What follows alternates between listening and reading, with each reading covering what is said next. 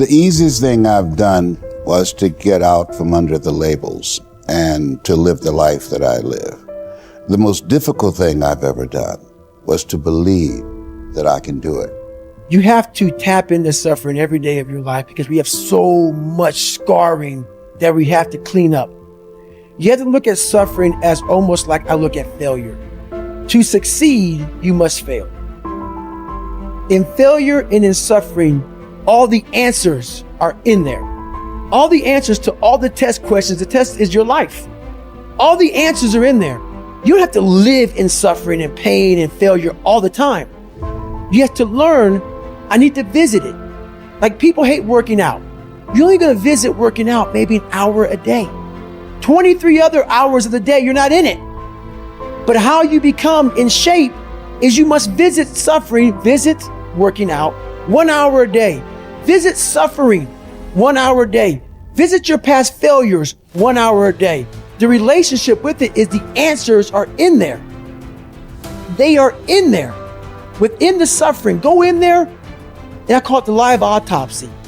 The live autopsy. How you find out someone died? They crack you open after you're dead. How you can live is do it while you're alive. Go back in your brain, crack it open while you're alive. Don't wait until you're fucking dead to figure out why you died. Do it while you are living. Go in there, go into the suffering, go into the pain of your life and say, why did this suck for me so bad? Why am I afraid of all this stuff? Why have I shut down the whole world? I guarantee I'll tell you why you shut down the whole world. It's in these nooks of the suffering within your brain, in the scarring, are all the answers to why you are on the couch feeling sorry for yourself. They lie within the scars. Visit them for at least an hour a day, study them, and then you'll find out more about yourself. You will then grow. So don't look at it as every day I suffer. Go into it an hour a day. Learn from yourself, learn from life, learn from your failures, learn from your insecurities, learn from your self-doubt. Don't just say, I'm afraid to jump off an airplane. What makes you afraid of it? Study it. That's why I studied my mind. Why I became so powerful in the mind, because I realized I was weak. So instead of running away from the mind, I dove into it and said, what is making me weak? Oh, this makes sense. I came from hell. I came from a place that beat me down to nothing, which is why I'm afraid. All this makes sense. So systematically, one by one, I went back and met every single person in my mind, every situation. I went one-on-one with them again in my mind and said, okay, let's now revisit this. And that's how you do it. That's how it works. You live in a dominant culture that is designed to destroy your sense of self and your belief in yourself.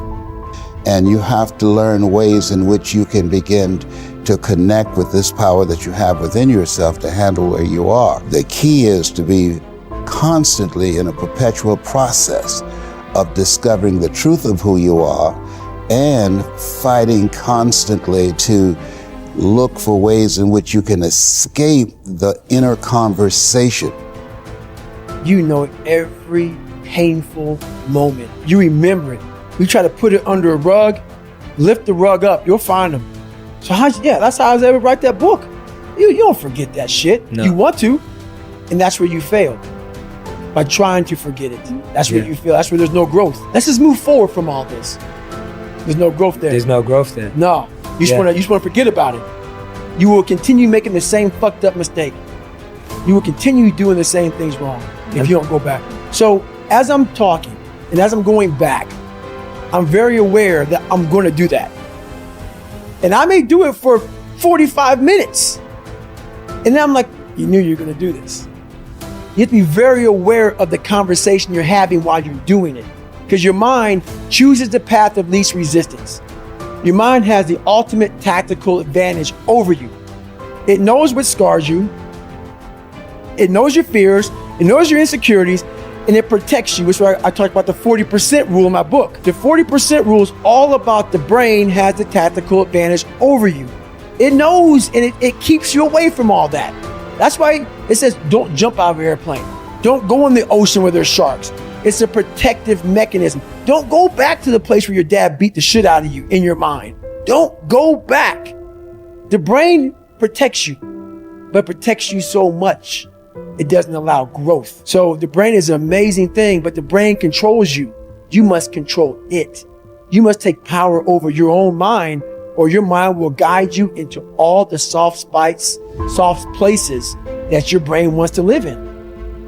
Life is going to beat up on you in so many ways, and many things, they come back. Negative thoughts and how you feel about yourself, they don't die. They come back once you stop doing the maintenance work on your mind. So there's so many things you can do to get outside your own head to then allow your body to just be like, hey, we're just a machine. But you have to let your mind be able to process all these different tactics to do that. Take a different vantage point in life. When you are in the hell, you can't see the beauty of being in it when you're in it. Get on top of that mountaintop in your mind. Get on top of that mountaintop and look down at what you're doing. You can see a whole different world, and that world is beautiful. But you gotta get a different vantage point in the suck. Don't be in it. Spiritually, get out of it. Get that soul. Look down on what you're doing. Be amazed by the process of where you're at now and where you came from.